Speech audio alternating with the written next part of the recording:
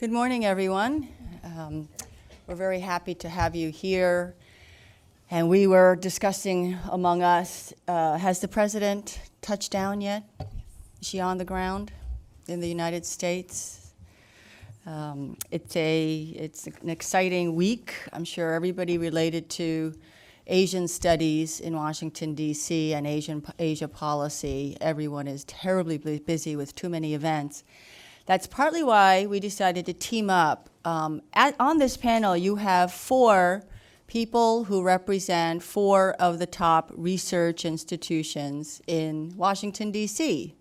We also have David Maxwell from Georgetown University, so now we have 5.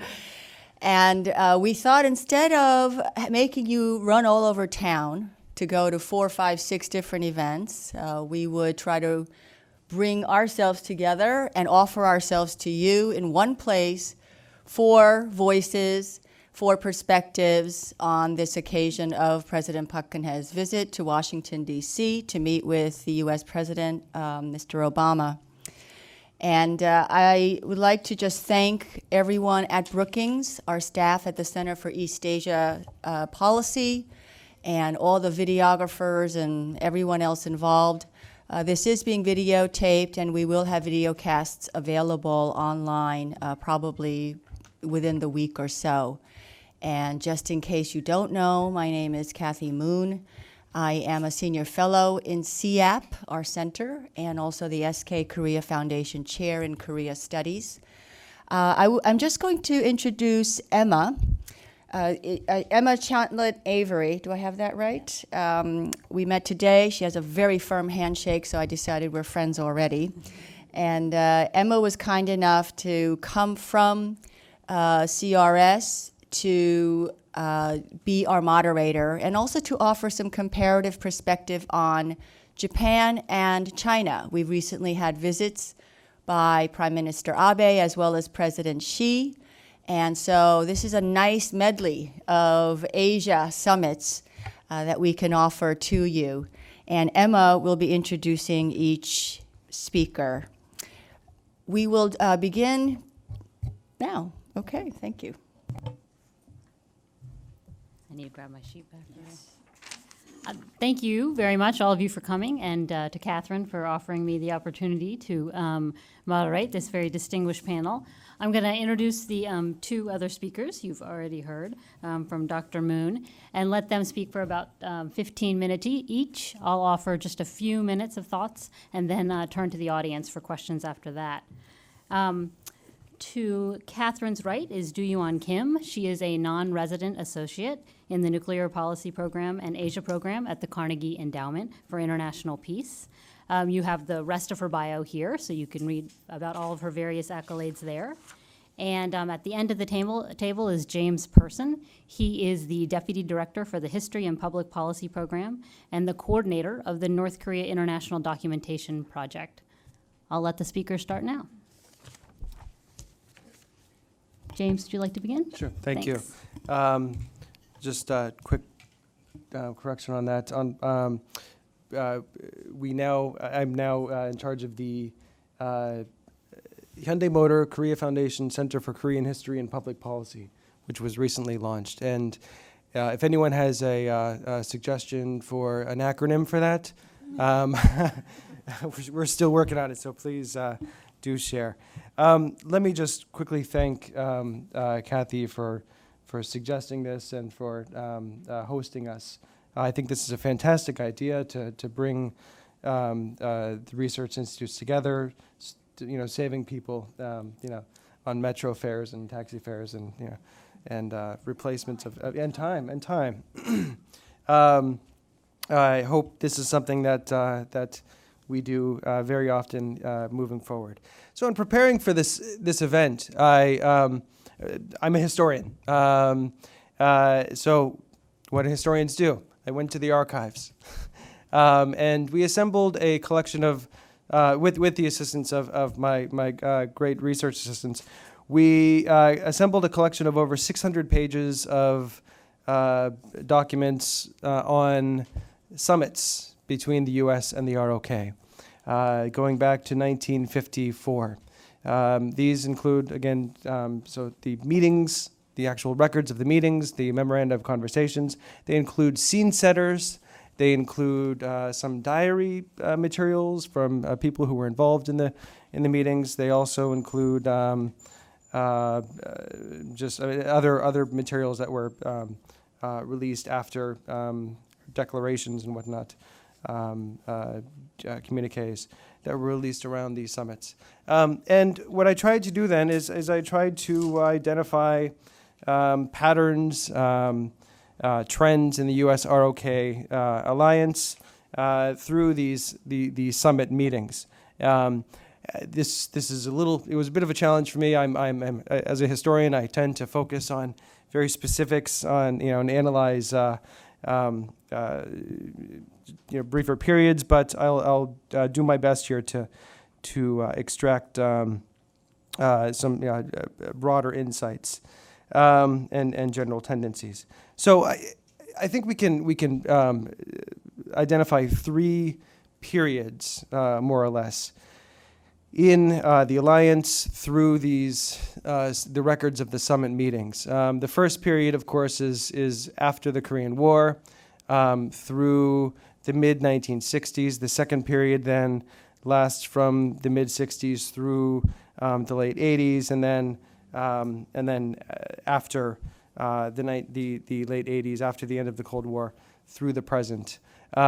This third period I'm not going to talk about too much. There are records available, a limited number of records that have been released legally. There are others that were illegally released, which I do not work with, coming from a federal instrumentality. I'm not permitted to. But in each of these periods, though, these three periods, the alliance's institutional arrangements took on really different and increasingly larger number of functions in response to events and to security issues and to changing collective objectives. So in the very early stage of the alliance, it was primarily a military arrangement that was characterized by a dependence of the ROK on the United States. It was a very asymmetrical alliance designed to defend the ROK against North Korea and against the communist bloc. Summit meetings between the U.S. and the ROK, of course, reflected these realities. Especially summit meetings with Korea's founding president, Syngman Rhee, and with, in 1960, after Syngman Rhee was forced to step down for a very short period of time until the July elections, the Prime Minister Ha Jong. Meetings with these two people, with Eisenhower, focused primarily on the security of the ROK, questions related to training and strengthening and funding the ROK army, and also to strengthening the ROK economy, although it should be noted that Lee Seung-man was less focused on economic development, more on security. This was much to the frustration of U.S. officials. He was focused on marching north and reunifying the peninsula. He had maintained this policy of Pukjin Tongil, or again marching north. And you can see in this 1954 July 54 summit meeting, where he's really trying to push Eisenhower to allow him to actually march north and to get the support and to find out where the U.S. stands on this. So another important function of the alliance in this early stage was not only defending, but also restraining, because of Syngman Rhee's desire to march north. Eisenhower had to really do a lot to get Syngman Rhee to hold back on his ambitions to launch another attack on, or to not, I'm sorry, another, but to march north or to try to achieve national unification. We know that in from the transcript of the first summit meeting, we see that he really had to also get Rhee to finally agree to agree to recognizing the armistice agreement, which Rhee didn't sign, and in fact tried to sabotage by releasing prisoners of war. So a lot was done to try to restrain Rhee, and that this was a major function of the alliance early on.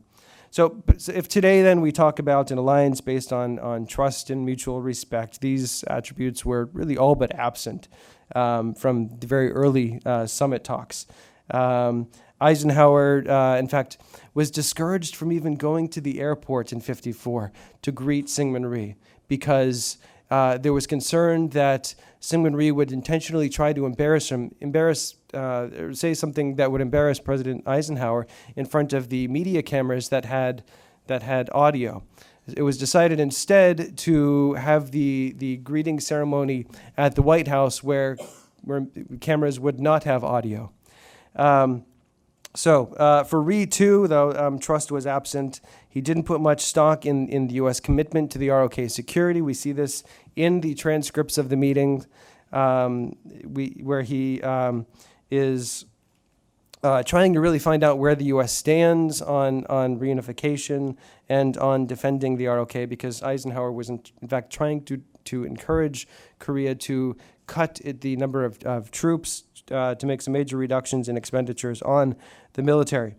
And we see also in letters that Rhee was writing to people like James Van Fleet, where he's basically admitting that he doesn't think the Mutual Defense Treaty that was ratified in 1954 was worth the paper on which it was written.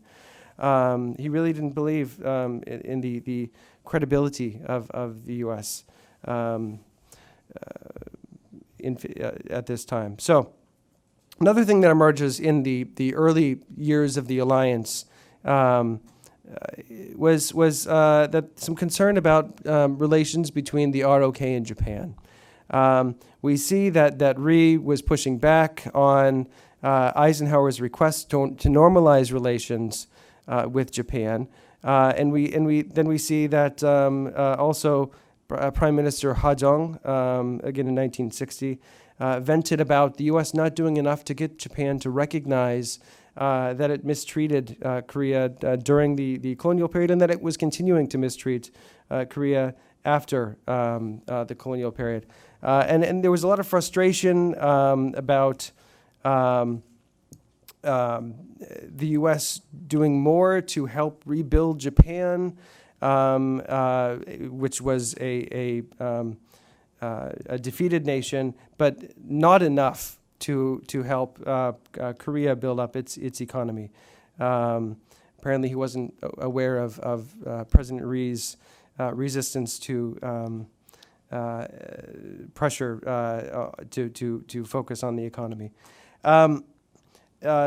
He was also Ha Jong was also quite frustrated that, for example, the U.S. did not step in when Japan had made an agreement with North Korea to repatriate ethnic Koreans from Japan to North Korea, starting, I think, in 1957. There was a lot of frustration over this because it seemed to provide some legitimacy to North Korea, at least in the eyes of ROK officials. During this period also, summits really did a lot to provide legitimacy. We see this in the 1960 summit meeting between Park Chung-hee and Kennedy. This is a few months after the military coup, and so by being invited to the White House, it gave a lot of legitimacy to the Park Chung-hee government. So the next stage in the evolution of the alliance that emerges through these materials, through these records, was again from the mid-1960s when the ROK decided to commit combat troops to Vietnam. It had already committed non-combat troops from 64, but in May of 65, the Johnson administration was increasing pressure on the ROK to send then combat troops as well, providing an assurance that the ROK could have access to $150 million in economic development loans, and also providing assurances that the U.S. would not unilaterally withdraw or reduce troop levels in Korea. This is something that, in fact, had been threatened if the ROK did not send combat troops. So with the dispatch of troops, then ROK troops to Vietnam, the U.S. ROK alliance then became more concerned with more than just deterrence or external threats to Korea. It came to play an increasingly significant role in addressing challenges outside of the Korean Peninsula. So for the U.S., the alliance then was becoming less about restraining the ROK. With Syngman Rhee ousted in 1960 and this march north, or Pukchin Tongil trope, being replaced by a policy of economy first, reunification later, the U.S. was able to, it became less of a focus, and so again, this restraining influence was not important. The economy of the ROK was also dramatically improving during this period, and there was greater emphasis on burden sharing. This actually shows that it was becoming less and less of a dependent relationship. We can see from Summit records that it was more symmetrical, and the ROK was trying to, in fact, negotiate for more of its economic and military interests. And achieved a lot of this, actually. Was able to successfully negotiate for a lot of their interests. There were difficulties, though, during this period. The ROK economy was improving, but there were also then difficulties with the U.S. economy, runaway inflation, budgets, and this pressure for more burden sharing led to tensions in the relationship. There were also a lot of external challenges to the alliance during this period, including in 68, the attempt to assassinate Park Chung-hee at the Blue House raid. 2 days later, the Pueblo incident and the U.S. Effort to resolve, or rather the U.S. decision to focus more on the Pueblo and not to really do much of anything in response to the Blue House raid. This frustrated Park Chung-hee. Moreover, the individual or the unilateral decision was made to withdraw troops from Korea, despite the fact that Johnson said this wouldn't happen. And in 1971, and again in 77, the decision was made to withdraw troops. And this really made Park Chung-hee begin to question the commitment of the U.S. to the ROK's security. The ROK was strengthening its national defenses, but was not yet able to carry that burden alone. And so these troop withdrawals were quite quite frustrating. So this issue, combined with the criticisms of Jimmy Carter of Park Chung-hee's human rights record, led to one of the tensest summits in the history of U.S. ROK relations. Cyrus Vance provides some fascinating discussions of this, saying that you could feel the temperature in the room cooling as Carter was sitting there listening to Park Chung-hee go on for 45 minutes about troop withdrawals, and despite the fact that they actually Carter's people contacted Park Chung-hee and said, or Park Chung-hee's aides, and said, make sure that that President Park does not bring up troop withdrawals, and that's the very first thing he does. And for 45 minutes, talks about this, and led to some very tense moments. The relationship again improved, though. Summits went a lot smoother, especially in '81 when Chun Doo-hwan was invited by Reagan to the Blue House, showing that the commitment to anti-communist allies was greater than other concerns, including human rights. The third stage of the alliance, which I will let my colleagues describe more, the alliance really, again, was much more symmetrical and faced many and continues to face many new and complex security problems that come from beyond the traditional geographic, that continue to come from beyond the traditional geographic boundaries of the alliance, beyond Korea, including international terrorism, proliferation of weapons of mass destruction, and then you have non-military security issues, international crime, privacy, human trafficking, drug trafficking, natural disasters, and these are things that continue to be discussed, and I'm sure will be discussed at the summit this week. So thank you, Kathy, and sorry for. No problem. I'll start to play music to get you off the stage. Thank you so much for, particularly for doing the heavy lifting of actually going to the archives and bringing that up. And it's funny to note that even back in 1960, we were concerned about Japan's and South Korea's relationship and concerned about burden sharing. So it's certainly illuminating to look back. We're going to turn now to Do Yuan, who is now based in Seoul, so can give us a little bit of a perspective from South Korea. Thank you. I first want to thank Kathy as well and Brookings for hosting this excellent event. And we should do this more often. It will make everybody's lives easier, your lives and our lives easier, to do a combined effort. This is a good segue because we actually didn't coordinate this way, but it works out perfectly. I will speak more on more recent history of summits. And discuss it from the vantage point of South Korean public expectations and perceptions, public/media. And I'll define public more around media writ large rather than the policy elite or pundits in South Korea. To give you my bottom lines up front before I go through the themes, throughout modern Korean history or modern summit history, we can see some reoccurring overarching themes manifested through public/media demands on certain direction or action on policies and issues. So basically, we can break these up into different categories. In terms of policy, a reoccurring theme and priority is, of course, North Korea, policy towards North Korea, and this is no surprise. In terms of themes, we see, in general, reoccurring themes of sovereignty, national pride, and trust. And as grateful as Koreans are to the U.S., they do not like to be treated as subordinate or perceived as subordinate, especially after the economic miracle on the Han and Korea's growing stature on the international stage.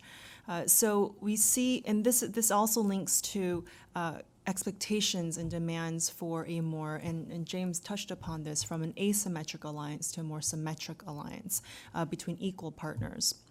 Another recurring theme and takeaways that we can see is perception and the importance of perception and atmospherics of the summits between the two leaders.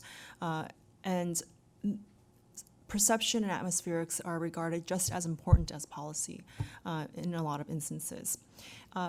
And also, lastly, the South Korean public/media, just like any public/media in most countries around the world, pay more attention. Can you speak a little bit closer to the microphone? Sure. Yes. They pay more attention to tangible issues that affect them directly, more urgent issues like North Korea, and not theoretical, bigger vision issues. And I put the bigger vision issue category to include turning points in the alliance, whether it's most recently in 2009, a joint vision statement released between Presidents Lee Myung-bak and Obama. So I will go through in 3 different categories of the worst summit, the best, and the upcoming summit. So to start with, in most recent history, to start with the summit that was considered the most disastrous, some pundits even called it nightmare summit. And this was between President Kim Dae-jung and George W. Bush in March of 2001.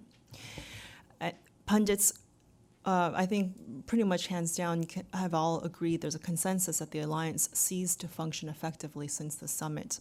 This was right when President Bush came into office. And 1 week before the summit, the reason why this summit was considered a nightmare was the way the two leaders walked into the summit. So a week before the actual summit, the South Korea publicly took Russia's side, basically, in the debate over Washington's plan for national missile defense. So basically, the two, South Korean president and the Russian president, they both released a statement saying that the anti-ballistic missile treaty is a cornerstone of strategic stability and that it should not only be preserved but also be strengthened. Now, this upset President Bush because this was a remnant from the Clinton administration, and President Bush, during his transition years, came into office saying that he wants to scrap the anti-ballistic missile treaty. He wants to withdraw from it. So this went against the grain, went against President Bush's preferences. So the two leaders walked into the summit with some clouds over their heads. And during the summit, President Kim Dae-jung reportedly also lectured President Bush, explaining his sunshine policy of engagement and how he wants to approach North Korea more from an engagement strategy rather than a hard line policy.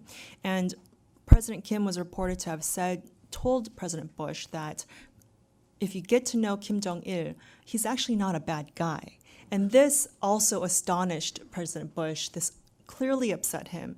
And that was the start of a wonderful relationship between the two presidents during that period. So that's the backdrop. Now, and that's a bit of a backstory. But in terms of the public expectation before this summit, of course, again, North Korea policy was at the top of the list. North Korea policy and direction, they were confused about what South Korea and the U.S. would agree upon in terms of President Bush's national missile defense project that he wanted to implement. The public wanted more, and the atmosphere in South Korea was, of course, with President Kim Dae-jung in office and more of an engagement policy. In general terms, the South Korean public wanted improvement in South-North relations.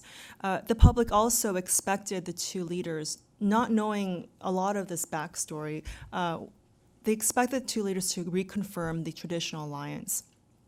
And they also expected the two leaders to discuss North Korean leader Kim Jong-il's return meeting to Seoul. So this was on the heels of the Inter-Korean Summit in 2000. So they were expecting American and South Korean leaders to discuss a visit by Kim Jong-il to South Korea. After the summit, the reaction in the public was generally more or less positive.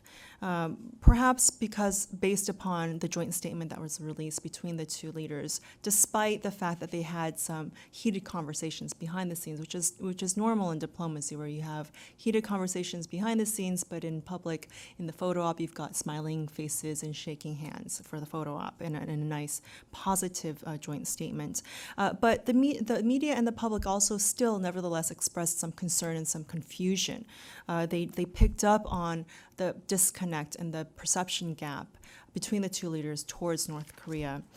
Progressives called for South Korea to take the lead on North Korea issues. They didn't trust President Bush. They believed President Bush's animosity towards Kim Jong-il was too strong and too severe for any improvement on North Korea. Conservatives also called for a fundamental review of North Korea policy. And also some progressive media outlets called for, in line with taking the lead on North Korea issues, they urged President Kim to persuade Kim Jong-il directly to improve relations. They called upon South-North militaries to start building trust between the two militaries. Now, in terms of the best of times of the alliance, I chose, and we could have chosen several different summits, but I chose the Lee Myung-bak-Obama summit of June 2009 because this was also, I guess we can, in general terms, call this a bit of a turning point in the alliance because this was when the Allies released a joint vision statement. And this statement firmly committed to build a more comprehensive strategic alliance of bilateral, regional, and global scope based on common values and mutual trust. But here again, the public's expectation before this summit was heavily focused on North Korea. And this was after the second nuclear test and missile tests. They were expecting Presidents Lee and Obama to send North Korea a strong message. They wanted and expected the two leaders to devise a detailed plan to deter North Korean aggression, to solve the nuclear problem, and to establish future-oriented alliance. And some media outlets also called upon the two leaders to discuss an exit strategy for North Korea.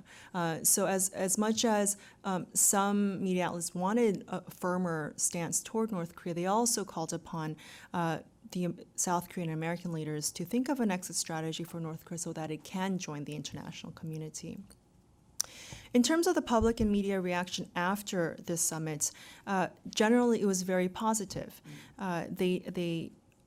They noted the joint vision statement, not in much detail because, again, North Korea is at the top of their list, but they did recognize that strong cooperation between the U.S. and South Korea is inevitable, but the media seemed a bit unsure in terms of deliverables, in terms of concrete plans of action that came out of this summit, in terms of how to induce a change in behavior by North Korea.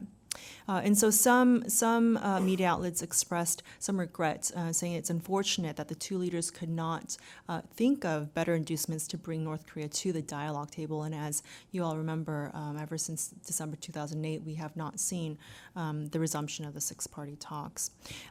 Again, because the public naturally and understandably is focused more on tangible results and deliverables and policies that affect them directly, there was not too much in-depth reporting on the joint vision statement, and Kathy is going to talk more about that and how that really brought the alliance to a different and new level. But at the same time, even though, in terms of the public, in terms of pundits in South Korea, yes, they also noted this as the best of times for the alliance. But at the same time, they did note it's part of the reason why it is a best of times is because not only the personal dynamics and the relationship between Presidents Lee and Obama, but also because the tough bilateral issues were left for the next administration to handle, President Park Geun-hye and the Obama administration to handle. So they attribute some of that, some of the best of times to that. In terms of the upcoming summit, again, North Korea is a big priority. And this is where you see in general terms, and of course we can parse this and unpack this in more detail, but in general terms, because we have not seen much movement on the North Korean nuclear issue, both progressive and conservative media outlets are concerned about the issue. They do want to see some movement. Whatever that movement is, they want to see a proactive policy on North Korea. And the media and the public generally has a perception that President Obama is not interested in the North Korean nuclear issue. They believe that President Park needs to persuade President Obama directly to do more than just watch North Korea develop its nuclear weapons and missile programs. Although they are split on modality and how to approach it. Yes, you have those who want more engagement, and on the other hand, you have media outlets who want a tougher stance towards North Korea. Another point of interest is the rise of China and tensions with Japan. So the public in South Korea does expect and is hoping that Presidents Park and Obama can discuss the evolving geopolitical and security relationship in North Korea, in Northeast Asia, and to elicit more of Washington's support and help to I have to be careful using either mediate or facilitate, but facilitates relations between Japan and South Korea, and also to give South Korea more leeway as it cooperates with China economically and as it cooperates with the U.S. on security issues and other global and regional issues. sovereignty and national pride, again, is a reoccurring theme for this upcoming summit. Yes, most pundits and experts and even journalists in South Korea do believe we're still at the best of times of the alliance. But at the same time, they do send words of caution that this summit still, President Park still needs to walk away. And this is also the perception issue, the atmospherics issue, as an equal partner and not as a subordinate. And so the far left media even blatantly says that President Park will need to oppose all of Washington's initiatives and policies that it wants. So for example, TPP, President Park needs to oppose U.S. arms sales to South Korea. President Park needs to oppose GSOMNIA. So there's a whole laundry list. But at the same time, you've got, on the other hand, conservative media outlets who do value the relationship and see the strong bond, and yet at the same time, this is again a recurring theme of sovereignty, wanting more equality and parity in the alliance. So I'll leave it at that, and I think Kathy can pick it up from there. Great. So the message to take from that is you can never escape criticism from the South Korean media, right? No matter what you do. But that's the beauty of a democracy. This is true.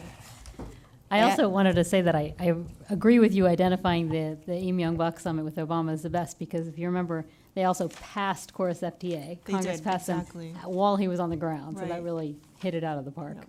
Yep. Thanks. Go ahead, Kathy. Thank you. I think you now have a sense of why it's important to have both a historical and a comparative look in time at these summits, and why these kinds of documents, as well as interviews and conversations that are current, are so important.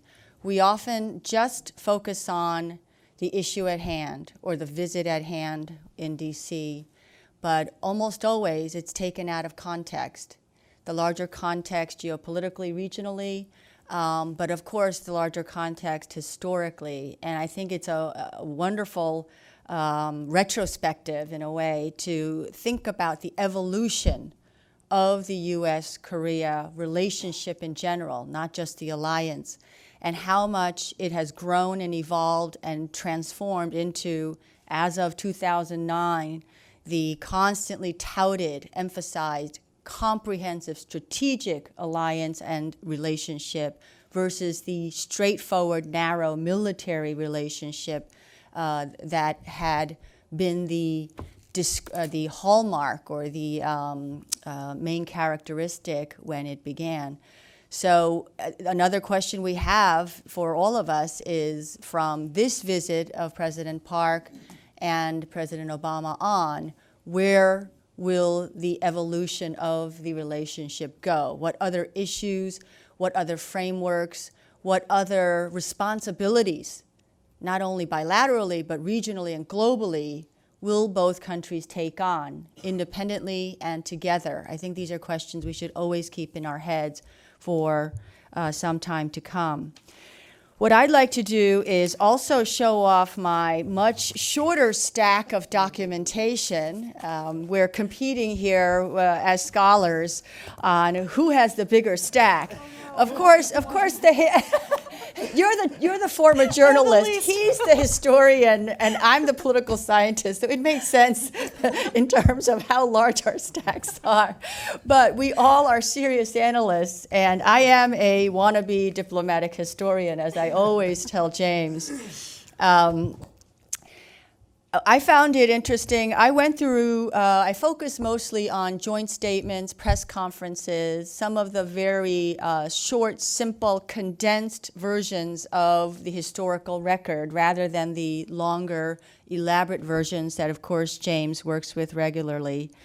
I also found some wonderful documents, a compilation of, it's the American Presidency Project, a compilation of all sorts of records on U.S. presidents, dating very far back, through the University of California, Santa Barbara website. They have archives there. It's www.presidency.ucsb.edu. And so we have a richness of materials I think we should all take advantage of. And even journalists from time to time, you would find some interesting tidbits that would enrich the kind of reporting you do. When I went through these, I was really amazed at some of the common threads that are woven together over over a half a century of summits and relational meetings. On the other hand, I was also very surprised at strange inclusions. And I'll mention, for example, when President was in President Park and President Jimmy Carter met in 1979, what I found amazing, was it 79? 79, right? Yeah. What I was amazed at was that President Carter really asked for South Korean President Park Chung-hee's assistance to help with the Indochina refugee crisis. And I had never thought of South Korea as a country back in the 70s that had serious development, overseas development, or humanitarian aid policies at that time, partly because Korea was still a struggling economy and need of help itself. And President Park, lo and behold, said, yeah, we already have increased our contribution to the UNHCR, to the High Commissioner of Refugees, to assist. So that was a really surprising tidbit. Another interesting tidbit, that the issue of terrorism that we deal with constantly in all presidential summits involving the United States now, actually had seeds in the 60s with the terrorist, or you could say North Korean invasions, which were terrorist invasions in today's parlance, into South Korea, but also during Chun Doo-hwan and Ronald Reagan summits and discussions, diplomatic discussions about the bilateral relationship, really focusing on the terror experience in Rangoon, the Korean airline bombing, as well as, of course, what was going on in terms of the bombing of U.S. troops and facilities in Lebanon. So this issue of terrorism is not new, and I think we need to keep that in mind and think, how did the two countries deal with issues way back then? How were the issues different versus now? And of course, future issues regarding terrorism or refugee crises, which we are in the thick of in Asia as well as Europe and the Middle East, now and going forward.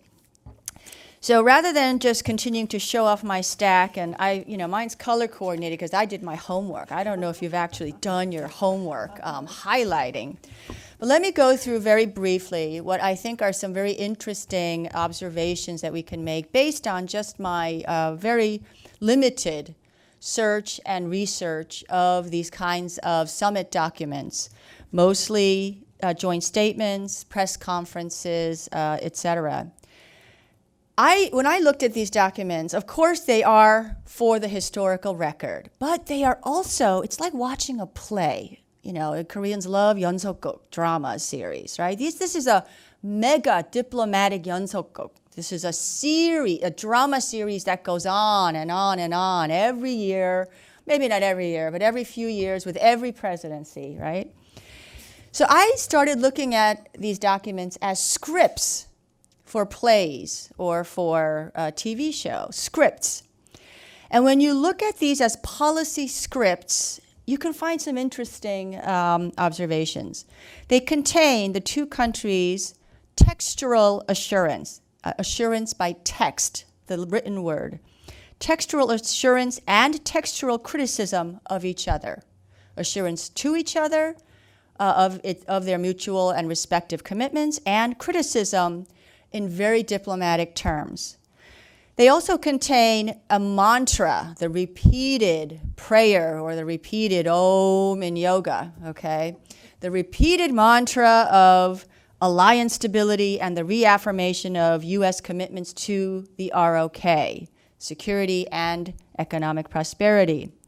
Now, of course, that's at the foundation of the bilateral relationship, but most of the time it's really boring because they just go through it and it's just a script. You know, we are mutually committed, we're very loyal, we're very grateful to each other, blah, blah, blah, blah, blah. However, these mantras are important and really necessary when there are moments of rupture in the alliance relationship, as my two predecessors have already mentioned.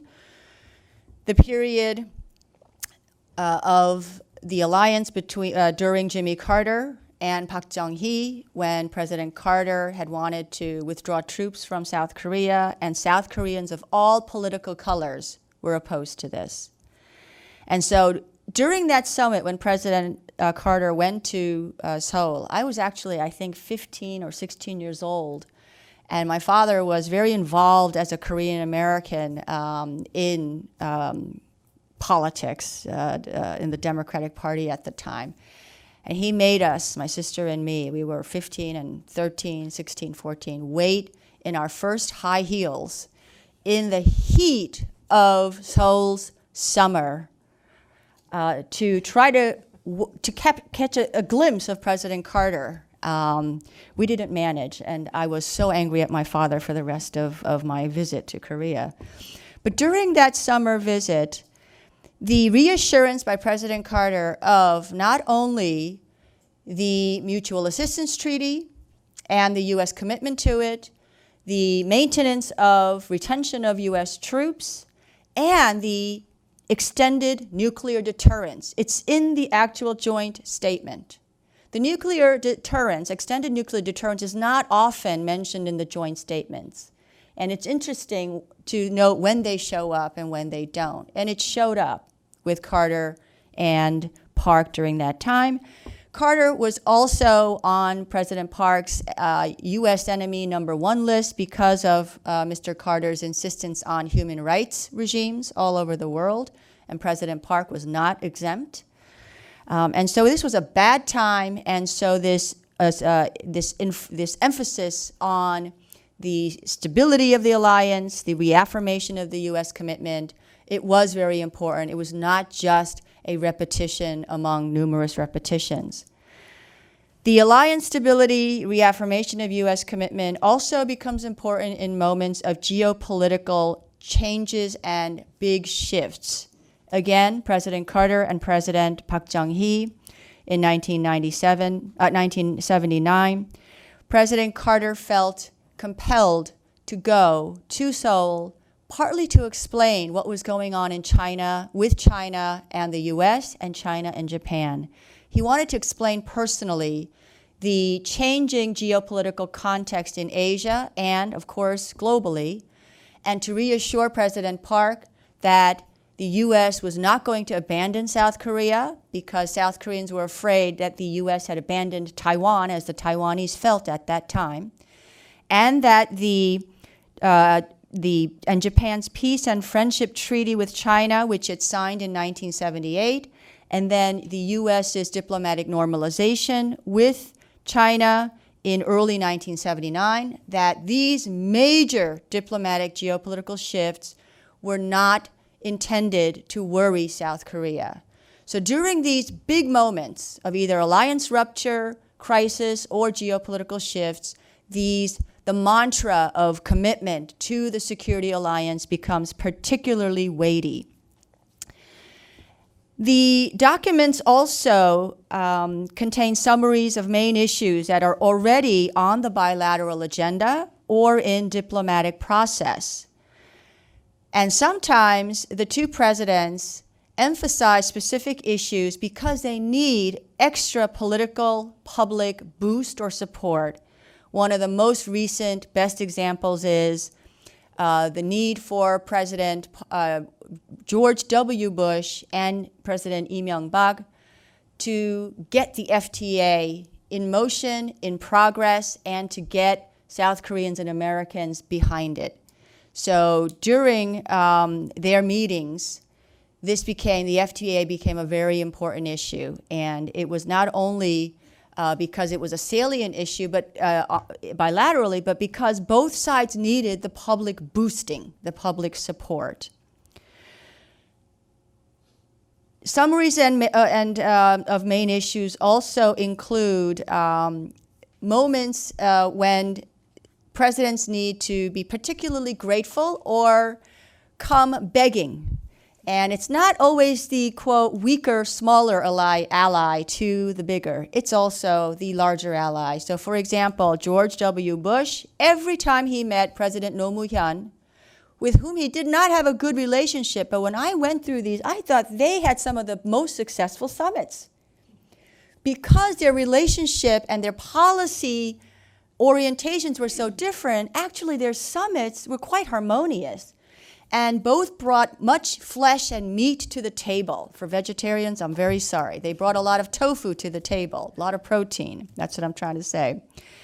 And so President George W. Bush, every time he met President Roh Moo-hyun, thanked him for South Korea's assistance in the U.S. fight against terrorism in Afghanistan and Iraq, for humanitarian assistance, for troop assistance, troop contributions, and for continued political diplomatic support of U.S. policy. So these moments become very important, these ongoing issues. North Korea is another issue that is what I consider the constant refrain. You know, if we think about, rather than a script, a musical score, right, that these documents can also represent, North Korea is the regular melody with hardly any variation on a theme. It is also the unfinished symphony, okay, a la Mr. Schubert. And what I found really disheartening and depressing is that North Korea is a character, as in a script, mentioned every time, but the character actually, and the plot line, the narrative plot line of North Korea, it really doesn't develop much. And this is really disheartening when you look at this historically. So North Korea, though, as of around the early 1990s, takes on much more of a robustness in its character description. You know, when we watch dramas, movies, we want characters to develop. And until the 1990s, according to these scripts, North Korea has very little character development. It's just mentioned, it's there in the background. From the early 1990s on, it takes on fuller form and more flesh and personality. And there's much more textual room given to North Korea. And why? I think South Korea's democratization had a lot to do with it because South Korea was free. South Koreans were free to discover and explore North Korea in all sorts of ways and get more information about North Korea and able to come up with new ways to think about North Korea. Also, the end of the Cold War between the Soviet Union and the U.S. freed up North Korea from the Soviet and Chinese sphere of influence. So again, more freedom to think about North Korea, to envision North Korea, imagine North Korea, to talk about North Korea and give it more form in these documents and in real diplomacy. And the reality that North Korea from the early 1990s became a nuclear menace. And so, of course, it takes up more space. I'm asked to stop, but if I'm only three-quarters through my first page. So let me just go through very quickly some other key points, and then I will try to add some during the Q&A, the remainder of my points. So the other thing that's mentioned in summits that I think we don't pay enough attention to is sometimes there are little tidbits, information, bargaining chips, issues to think about that are thrown out that sometimes are not taken up by other administrations or even by the same leader. And this is an interesting one. In January 1992 in Seoul, when President George Herbert Bush met with President Roh Tae-woo, the bargaining chip was thrown out for North Korea or to North Korea regarding when the U.S. President, George Herbert Bush, basically stated very clearly that he and President Roh are prepared, and this is a quote, to forego the team spirit exercise for this year if the DPRK would abide by the IAEA obligations to the NPT, which it then was party to, and take steps to implement inspection agreements based on the joint non-nuclear declaration of December 31st, 1991 that both Koreas had signed. This is a momentous tidbit of information that we now forget about, or many in Washington don't want to think about. And what I throw out to you is, should the cessation or the refraining of joint military exercises, which North Korea hates, should it ever become another bargaining chip? I throw it out to you to think about. Or should it be forgotten? It was useful once. Might it be useful in another circumstance for specific goals? The other areas here are economic relations and democracy and human rights. What I found fascinating is that as much as the summit's focus and the media in the U.S., in Korea, in East Asia focus constantly on security relations, economic issues are the mainstay of these summits. You know, it's like if you play the piano or any instrument, okay? I'm trying to awaken all your senses, not just your policy senses, but your musical aesthetic senses. You have a treble clef, the high notes, and then you have the bass clef, the low notes, right?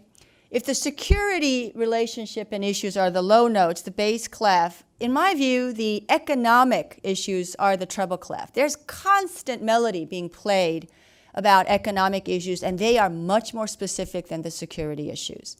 And there's much more progress, actually, that's made, much more movement on the economic issues. And for the United States, I would even venture to say that economic issues sometimes are more important than the security.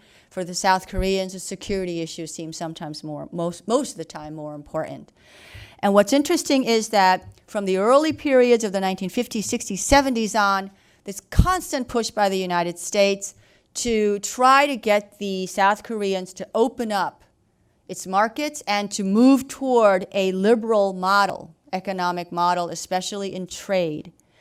And then it's really with the Chorus FTA very recently that there is very little constraining or frustrating remarks made by U.S. presidents, even in these very manicured diplomatic documents, about the need for South Korea to do more. The FTA basically, I think, has stopped the U.S. from constantly knocking on South Korea's economic door, saying, open up, open up, open up, open up, open up. And over time, from the FTA on, the documents reveal the U.S. using phrases about partnership, emphasizing partnership with South Korea, and the South Koreans and the Americans taking a joint leadership in regional and global economic affairs. And I think this is a very positive move. On democracy and human rights, if you'll indulge me just a few minutes here, I found this also to be interesting because during the time of Lee Seung-man, Park Chung-hee, the U.S. could not do much about human rights, democracy, partly because the U.S. had accepted that the bigger fight was communism a la Soviet Union, China, and North Korea was part of that bloc. But American presidents used these kinds of terms whenever they met in summit formats. They talked about the wish and the hope of Americans for South Korea to move toward democratic institutions, or sometimes democracy was not even used, institutions that would allow more freedom, more flexibility, institutional changes. And these were, in a way, keywords for democratization and more freedom.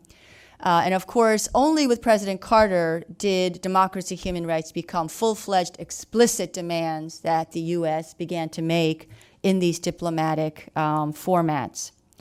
What I find interesting is that it's really President Clinton in the 1990s, first with President Kim Young-sam in 1994, and then, of course, with President Kim Dae-jung in their summits, where the emphasis on democracy and freedom really get highlighted. First, from the U.S. perspective, South Korea is not touted as a democracy from the outset, even as South Korea is undergoing democratization. But there was an emphasis on the individual presidents as embodiments of democracy and freedom. Clinton focused on Kim Young-sam and then later Kim Dae-jung as these personal embodiments of democracy and freedom. And therefore, South Korea was in the good graces of America's democratic vision. Over time, and it's really the joint vision statement that Dooyeon talks about of 2009 between George W. Bush and Lee Myung-bak, where they talk about this comprehensive strategic alliance that includes freedom, democracy. It's amazing. Our open societies, our commitment to free democracy and market economy, comprehensive strategic alliance of bilateral, regional, and global scope based on common values and mutual trust, and democracy and freedom become ensconced, fully institutionalized since 2009 or in the late 2008 period, late 2000s onward. For those of you who look only at the present moment, this is a really short time in which the two countries are focusing on democracy and human rights in this kind of script and for the historical record. The two countries have talked about it for a long time, but it's not always been on the historical record. Very short period of time. Now I have to talk about North Korea and human rights, and then I will end, since that's another issue that has more recently become part of the historical record and the script. And of course, every script from now on, but in these summits, most likely will contain the reference to North Korea and human rights. George Herbert Bush and Roh Tae-woo in January of 1992, when they met in Seoul, during a joint press conference, it was not part of the joint statements or any kind of a negotiated, manicured statement in which the human rights of North Koreans came out. But it was President George Herbert Bush who said during the press conference, when a reporter asked, does the U.S. have preconditions for upgrading the relations with DPRK? And George H. Bush responded this way, quote, I would add in some respect, in their case, North Korea, because of the miserable record for individual rights, human rights, before there would be an upgrading with the United States, meaning that he would add that the upgrading of human rights, the improvement in North Korea, would have to be a precondition. Americans today don't often go back to that period of President George H. Bush. People think it was George W. Bush who raised, that administration, who really raised the issue of human rights with North Korea. George W. Bush, in his summit with, I have GWB and LMB, Lee Myung-bak and George W. Bush, when they met in their summit, they explicitly stated their commitment to, quote, for North Korea to integrate into the international community, it has to reaffirm the commitment to improving the human rights situation in North Korea, and the U.S. and the South Koreans have a shared view that in the process of normalizing relations, meaningful progress should be made on improving North Korea's human rights record. So again, these are now on the template, on the record, in the script, and we shall see what this week's template, record, script, musical score provide us to think about. Thank you. Thank you very much for drawing out those themes as well as for the tidbits, which are great to hear. I also want everyone to just take a moment to appreciate how well we match the screen back here. We've spared no detail for our audience here. We're on video. And after these presentations where there have been some great looks back, I'm actually just going to go back as far as April. and give some of my own personal observations, not those of CRS, of course, but my own observations about the previous two summits from Northeast Asian leaders that we've had here in Washington. Looking ahead to this visit, I anticipate at least that because basically the U.S.-South Korean relationship is in very good shape right now. A lot of the issues that had not been ironed out, the 123 agreement, the OPCON transfer, some base issues, if not actually resolved, are certainly being well managed right now. And somewhat as a result, I think there will be some emphasis on South Korea's regional relations. And I think that the leaders of Japan and China will be watching this summit, looking for messages there and possibly comparing their own visits in the last year to President Park's. Of course, the most recent visit was President Xi Jinping, and even though it was somewhat overshadowed by the papal visit that preceded him, it certainly garnered a lot of attention. But it's pretty difficult to compare that summit with the upcoming summit. I mean, obviously, the visit and the relationship as a whole is of a completely different nature. I mean, I anticipate that this is more of, first of all, it's not a state visit, of course, so there's not the same degree of pomp, and it's more of a checking in with an ally compared to the Xi visit, which was more rigid, more structured, probably a bit more tense when U.S. officials were engaging with their Chinese visitors on particular issues. Whereas I think that this will be much more of a feel-good summit. It's actually somewhat remarkable, I think, that given the number of serious issues that the United States has with China, and some of them involving national security, we do still lay out the red carpet and have these visits. It's hard to think of another country with whom we have these high-level, high-profile visits with whom we have such significant concerns. But I guess it's an indication that that diplomatic channel remains open, which I suppose is a good thing. One point of possible contrast here with Xi's visit, of course, there's an obsession in Beijing with the ceremonial aspects of the visit and how it plays back home. I think that all leaders are concerned with that, but obviously, as we've heard, the media scrutiny will be much more stringent, I think, on Park, and it's not as controlled, the message that comes back from Washington. Turning just briefly to Japan then, even though I sort of hesitate to get into any sort of report card comparing the two visits because of the two countries' tendency to painstakingly observe each other's interactions with Washington and where they fall relative to each other, and which would suggest a zero-sum game. I will talk a little bit about Prime Minister Abe's April visit here because it was historic. It was historic because it was the first time that a Japanese leader has addressed a joint meeting of Congress, as compared to South Korea. South Korea's had 6 leaders, I believe, address a joint meeting, including the previous 2.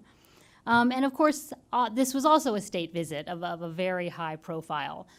President Park's first summit here in 2013 really had those atmospherics. She did the joint meeting, and really I think that summit, maybe not quite as high as Im Young-bak's summit with Obama, but it really was successful in terms of setting the tone for the relationship back in 2013. The Abe visit was also very notable and seen as a big success because he was seen as really delivering on some key U.S. priorities. Entering into the TPP negotiations, right before his visit to the White House, they signed a revision of the mutual defense guidelines, which some planners see as possibly transformational. And so this was another reason that it got a lot of attention. And another sort of interesting contrast here, though, is I think that the U.S.-South Korea alliance doesn't necessarily need for the leader of South Korea to be particularly popular for the alliance to be seen as very sound and strong. I mean, originally President Park was going to visit a couple months ago when her political standing was somewhat weaker, but I don't think that there was concern on the U.S. side that this was going to damage the summit in any way. Whereas with Abe, it's really essential that he maintain some political capital in order to push through the kind of changes that the U.S. has been asking of him. And then there's just one other point that I'll make that I don't want to overplay, but it's worth mentioning. While Abe was here, there was really a sense, at least in the context of the visit, that he was fully embracing the U.S.-Japan alliance and aligning Japan's strategic views really to a T with the United States. And whereas the U.S.-South Korean alliance has been seen as really hand in glove in terms of our approach to North Korea, and of course North Korea provides that central ballast to the relationship, there's some concern in some quarters that South Korea and President Park have drifted further into Beijing's orbit. And they would point to probably her attendance at the Chinese military parade last month as one indication of this. So for those who are concerned with this drift, they'll be looking probably for some more reaffirmation of the U.S.-South Korean alliance while President Park is here that extends beyond just the Korean Peninsula, but in terms of a strategic vision for the whole region. Those are just a few points that I'll make, and I'd now like to turn. We can go 10 minutes over. Okay, then gear up your questions. I'm going to turn to the audience, and if it's okay, collect 2 or 3 at a time, and then ask the panel to address them. Please state your name, your affiliation, and a question. Please limit your comments and be as succinct as you can with your questions. And wait for the microphone. So let's do David, and do a few more. And right here, also, right there. That's number 2. We'll start with that. David Maxwell.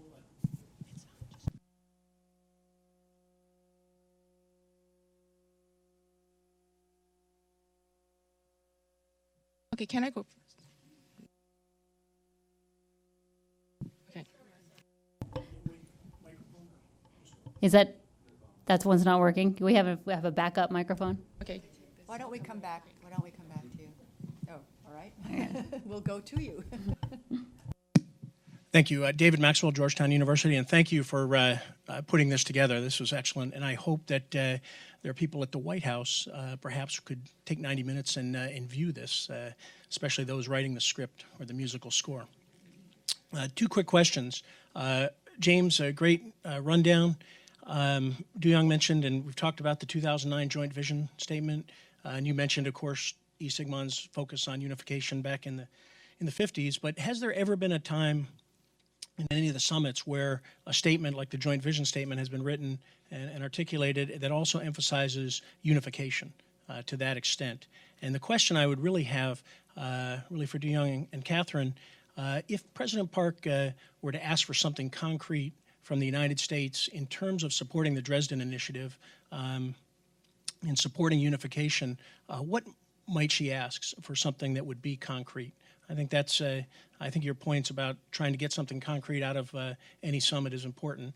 And I think unification is on everybody's mind right now. And what do you think that President Park would like from the United States? Let's collect one more question and then go to the panel.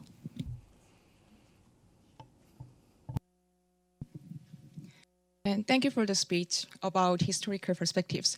But my generation and I are more interested about upcoming future. The thing is that I have 2 questions. Sorry, my name is Young Han from George Washington University, and I have 2 questions about related to North Korea's nuclear programs.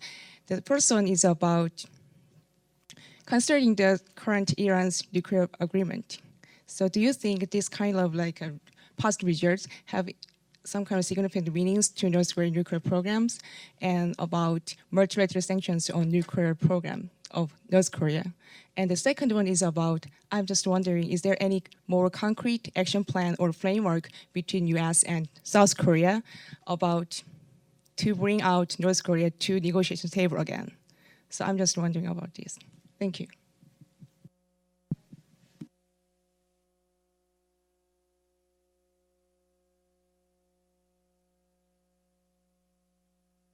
Okay, I'll just take one portion of David's question. Are there any, what are the specific issues regarding unification that President Park might ask of President Obama?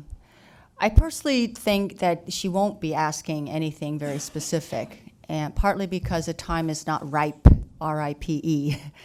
I don't think neither Korea nor the U.S. have a clear vision or a roadmap about unification. And I think even though in South Korea there's been a lot of talk and a lot of meetings around the Presidential Preparatory Committee, et cetera, Koreans themselves are questioning what the roadmap could be and should be. So I think it would be premature to bring that out in a summit. I think what would be reasonable is to just feel out the temperature in terms of what are the areas, in terms of unification, what are the aspects of unification where the U.S. would be able to assist, support, and not? In what ways might the U.S. be concerned and have to become involved? For example, if it's a military or a non-peaceful process, of course the U.S. will somehow be involved. If the Chinese are involved for whatever reason, the U.S. will have to, be concerned. So I think they can talk about scenarios, but I don't think we can expect any kind of a more concrete plan. I think, though, what is important is for the South Korean president to lay out at least emphasize South Koreans' desire for unification, but also to clarify the sequences. And by sequence, I don't mean nitty-gritty steps toward unification, but what I found interesting when I went through these documents, summit documents, is that when unification is mentioned in the past, most U.S. presidents, whenever they mention it, it's always put in this way, that the unification issue is between the two Koreas, and that in consultation with the U.S. when appropriate. But basically, the U.S. has sent a historical message, loud and clear, that the U.S. is not going to take the lead. And I think that's the right position. The problem is that the peace treaty, if there ever is to be one, of course, needs to involve the U.S. since the armistice was signed by the U.S. So we have a disconnect here in terms of the actual historical actions versus new history that is to be made. Yeah, just everything that Kathy said, but just to add to what Kathy said, if we look at it in a more macro sense, because just like Kathy, I really don't know if President Park is going to ask for anything concrete on unification. We just don't know that.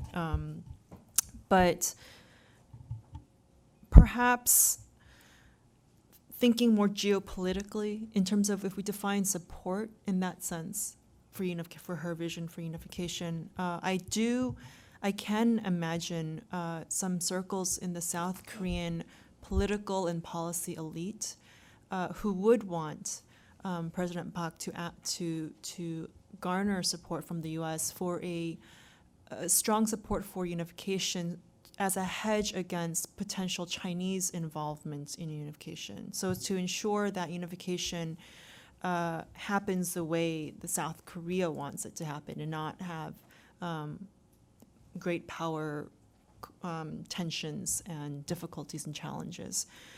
On the question of the positive results of the Iran deal and implications for North Korea, quite frankly, I do not see any spillover in terms of positive implications because first, the reality is that this administration has very limited or actually depleted political capital to spend on such a big issue like North Korea when it is so heavily invested in the implementation of the Iran deal. And getting to the deal was tough, but implementing the deal will be even harder going forward.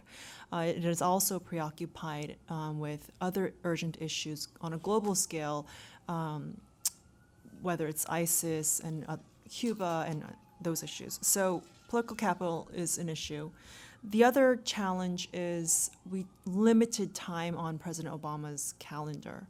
If we wanted to do something on North Korea, whether it's talks, you have to think about the actual physical calendar because it takes time to get to talks. It takes time to devise some sort of agreement or a deal, and then it takes even more time to try to implement it, and we just have months left.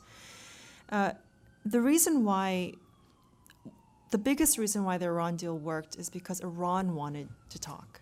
Right now, it's uncertain whether North Korea wants to have serious discussions on denuclearization. Sure, recently, last week, North Korea released a statement proposing peace treaty talks, but putting aside peace treaty talks, in terms of denuclearization talks, it's unclear that North Korea wants to engage in these types of discussions.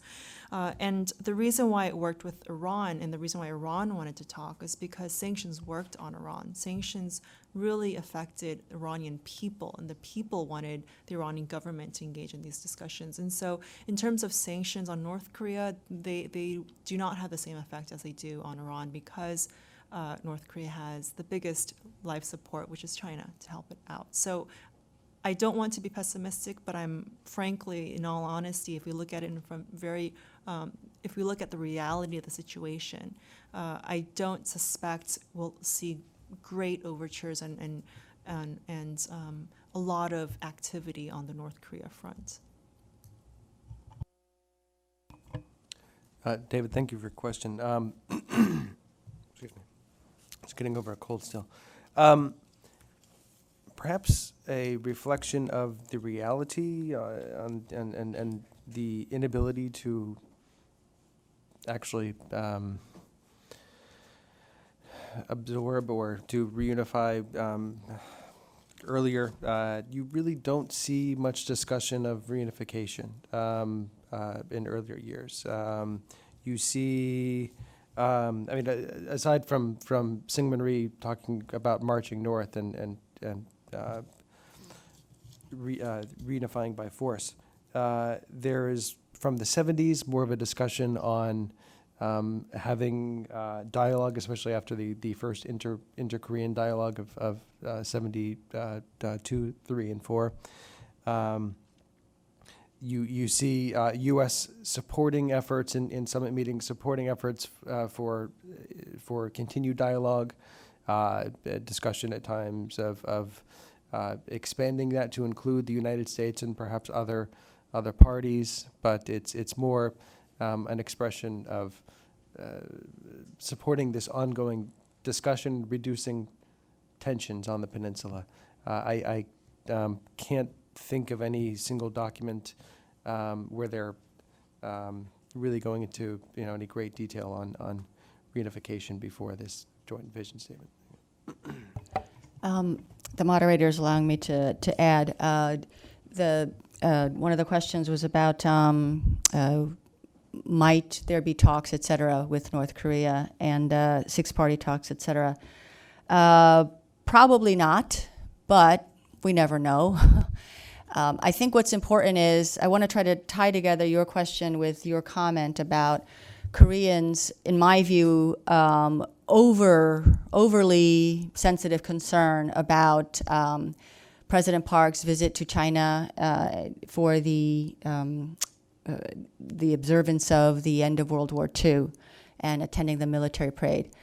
I really hope President Park does not overemphasize or overly explain or even apologize or in any way like that. Basically, she should just let it go. If I were President Park, I would say, hello, President Obama, wonderful to see you again. We have so much to talk about, and here are the issues, and this is where not just unification, but the issues that we mutually need to focus on. Of course, North Korea and different contingencies around it, because even though the North Koreans did not test new missiles, et cetera, when we all expected it might, you never know when they might. And so what would happen? What might we do about sanctions if that's the way to go to make them more effective, if that's what people choose, et cetera? but also a common agenda that the White House really cares about and that Koreans increasingly care about: the environment, climate change, global health security is a big issue for Mr. Obama and this White House. Disaster relief, humanitarian assistance. The U.S. government was very pleased that the South Koreans were very forthcoming on some of these areas of humanitarian assistance, development assistance, et cetera. So these are reflections of this strategic, comprehensive strategic alliance, looking out for the world, not just for ourselves or each other. And I think that should be the larger message. The U.S. government understands very well why President Park went to China. And actually, I think very positive things have come out of it. Korea is a sovereign country, doesn't need to explain that much. And everybody knows who follows U.S. Korea relations that South Korea's ability to play with China so well is grounded in the security and stability and the strength of the U.S.-Korea alliance. If the alliance were shaky, South Korea would not have this maneuverability room to go play with China. Okay, so I think that needs to be just emphasized. We are secure, therefore there are many things that we can do and make friends. It's good for all of us. America also needs Korea to be a good friend with China in Asia, because Japan certainly is not going to be that friend for China. And no matter how much Japan tries to be America's best friend, America cares so much about its relations with China. So Korea can become a very important partner in improving U.S.-China relations as well, which comes to your concern about talks. I know for a fact that the Chinese very much want to get six-party talks back in motion. But the problem is, even if North Korea was willing to be a willing participant, a constructive participant, I think the six-party talks need radical transformation. It's going to have to become an umbrella for multiple types of isms: bilateralism, trilateralism, multilateralism in terms of diplomatic negotiations within the rubric of the six-party talks. And I think Japan is going to have to think hard about the role that it wants to play in terms of agenda setting, because American officials and Chinese officials know for sure that the Japanese emphasis on, or insistence, not just emphasis, insistence on making the abductee issue part of the six-party talks and constantly a driving force for Japanese interests in the six-party talks is absolutely not the way to go if we really care about denuclearization of North Korea. And so I think it is not just about U.S., North Korea, China's interests, but also, and of course South Korea's, but also Japan needs to think hard.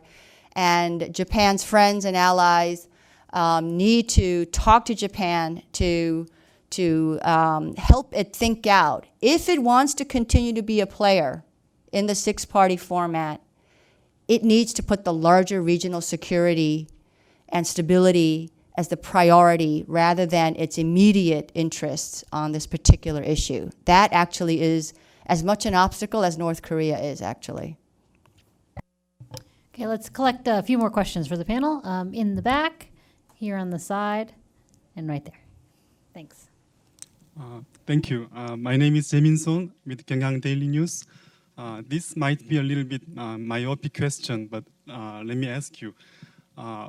President Park yesterday announced her plan to allow the school to use the government authorized history textbook only in classroom.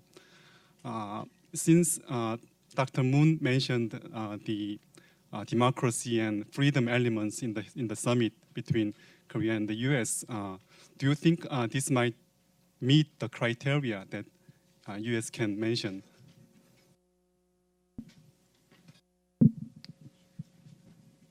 Hello, my name is Harjab Singh. I just want to say I really appreciate the thoughts that you shared, Catherine. Absolutely agree. I think when people look at South Korea, they think of only the peninsula. They don't realize the strategic importance it's having in the region. And so I just wanted to elaborate and ask further.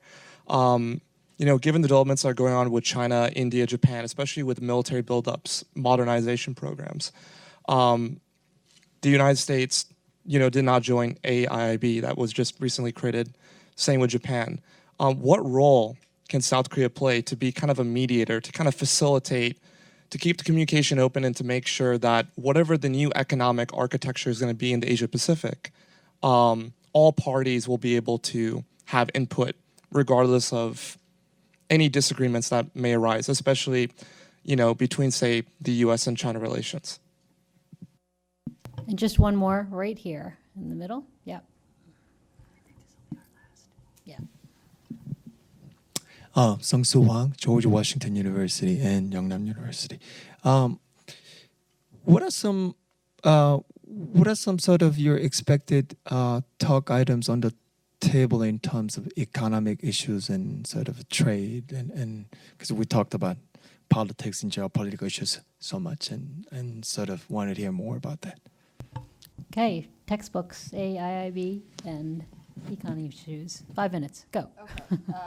Well, this will be whatever closing remarks you want to make if you gather them, because we'll have to wrap up. Textbooks, I think it's a bad move, very simply. There are many Koreans who say this is not a democratic move. But I would have to say that we can't compare this from a U.S. perspective. We can't compare it to what goes on in the U.S. because the educational system is so different. We have truly a federal system, and all these different localities have so much freedom. Sometimes, in my view, too much freedom. We need to have a little bit more of a centralized system in the U.S., I think. But South Korea has a centralized system. And so it needs to free up to allow the localities to be able to provide the kind of education it needs. Now, I have read reports that there's concern that if the government actually does not require this common text, that private choices might actually lead to more nationalistic and less accurate depictions of history. And so that's an interesting thing to think about. So I think it's not as much about democracy to me as it is about people taking scholarship seriously and fact-finding and accuracy seriously. And to have an open mind as producers of textbooks, as teachers, and as officials in the Ministry of Education, that it's not just the book, but how you teach something and how seriously you provide alternative perspectives. And I think those are elements of democracy that we need to think about. As far as the economic architecture, I just very quickly, I think in terms of South Korea, TPP, I am sure, I would bet money on it that it will be an issue that the two presidents discuss this time, especially because of the timing of TPP having just been negotiated in the completion stage. And this is a very important issue for Mr. Obama. It is going to be one of his legacy issues, but another issue he's going to have to fight for like crazy. So in that sense, it will be on the agenda. And President Park will, I'm sure, have open ears and open mind to consider that. I think TPP is very important for South Korea in the sense that this is part of the Asia pivot or the Asia, rebalance for the U.S. government. And in that sense, if the South Koreans care about the rebalance, which South Korea does, and always South Korea has wanted more symbolism, more gestures to actually show that the U.S. rebalance is taking place, this is it. This is a big one, the TPP. And so in that sense, South Korea has some interests in learning more about it, considering it, and possibly taking it on. I think if South Korea were to be able to try to get Mr. Obama to think about joining the AIIB, which I don't think will happen, it would have to be a quid pro quo, TPP for AIIB, but that is not going to happen, as we know. But I think the larger issue as far as China's role in East Asia, India, Korea, all of these countries that are just rising, I think it's not so much about what would the U.S. do in terms of, playing along the rules that the Asians set in Asia, in Asian institutions, but also the current Bretton Woods system that has fallen apart in many ways. What kind of restructuring and reforming and changing of rules must occur there for Asian and other countries to be able to just play better in these institutions? I look at them as playgrounds. Don't take this all so seriously. Washington gets so serious, but think about it. Every playground, you need to set up new structures and also new safety nets, and you need to have monitors and rules, right, to make sure things go well. You can't keep an old, structure that that more and more people want to come. You can't have a park where more and more people want to come, and you never even change the structure, and you don't change the safety standards, and you don't change the rules, and you don't change the monitoring. It doesn't make sense, even if we think of it on a very, very parochial level. So I think the larger issue is both not only new institutions, but how can the old institutions adapt and work together with the new institutions? And I think that's a better way to think about it.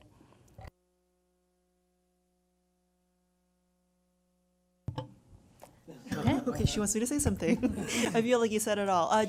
In closing, if we bring it back to this upcoming summit, sure, the joint statement that's going to be released, I'm sure it's all finalized, except for maybe the North Korea portion where they're still probably working on that, just in case North Korea does something. But that said, still, I really hope to see this joint statement, the summit, really lead to perhaps the statement may not be able to be so concrete and detailed, but I hope the summit does lead to a detailed action plan for really cementing the comprehensive strategic alliance that was envisioned in 2009 with the joint vision statement and the joint declaration in 2013. So that's, North Korea, handle North Korea, yes. Deal with North Korea, yes. But also really broaden the scope to tackle global issues, not just regional, but also global issues.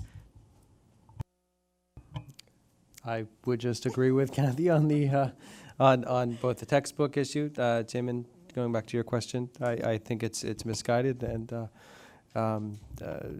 for the upcoming summit, I agree also. TPP is probably going to loom very large, and thank you again very much, Kathy, for organizing this. Great. Thanks to all of our distinguished panelists and to you for your questions, and let's see how it plays out. Thank you.